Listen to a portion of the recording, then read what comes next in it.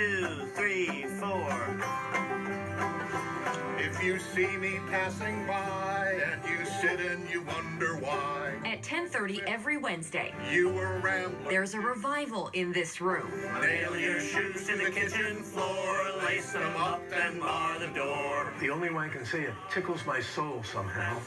Body and soul, these 7 musicians have thrown themselves into a folk revival band. They're their own little nation down there now. 2 years ago, the group formed in the basement of 317 Main in Yarmouth.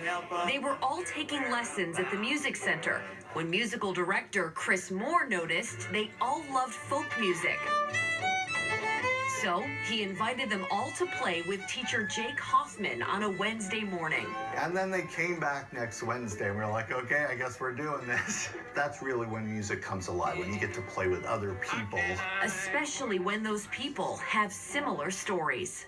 I played a little bit, and then life got in the way, and I stopped playing until I was in my 40s. Well, I started playing in high school, and then I put it down for 30 years. Well, we raised 4 kids. Things got busy, so sometimes for 10 years at a time, I would put it down and not do much at all with it. But now Now it's a whole new world.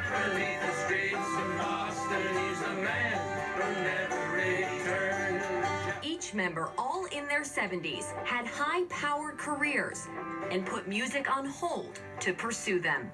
Dick Merrick spent his career as a psychologist.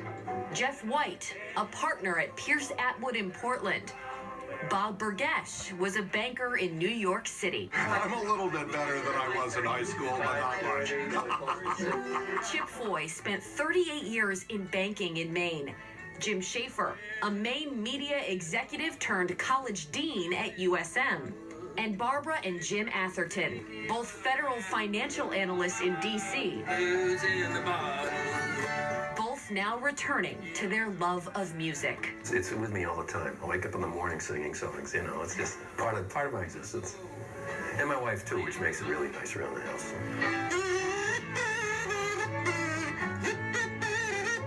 A raucous revival of music in days gone by, these musicians have a new purpose, new friendships,